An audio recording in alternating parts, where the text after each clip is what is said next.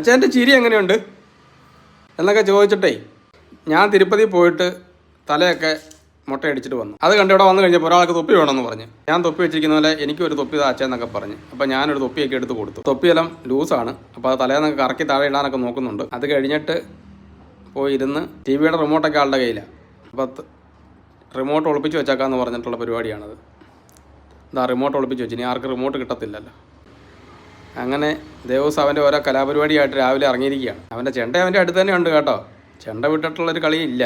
രാവിലെ ചെണ്ടക്കോല് ഞാൻ മാറ്റി വെച്ച്, ഒരു ചെണ്ടക്കോൽ ഓടിച്ച് ഒരെണ്ണം ഞാൻ മാറ്റി വെച്ച്, കണ്ണി കൊള്ളണ്ടല്ലോ എന്ന് വെച്ചിട്ട്. അപ്പോൾ എനിക്ക് ചെണ്ടക്കോലൊന്നും ഇല്ലെങ്കിലും വിഷയമില്ല. ഞാൻ കുട്ടിക്കോളം അച്ഛന്നൊക്കെ പറഞ്ഞ് ചെണ്ടയൊക്കെ എടുത്ത് പിടിച്ചിട്ടേ ഒരു പരിപാടി നടത്താൻ പോവുകയാണ്. ചെണ്ടക്കോലൊന്നും ആവശ്യമുള്ള കാര്യമല്ല.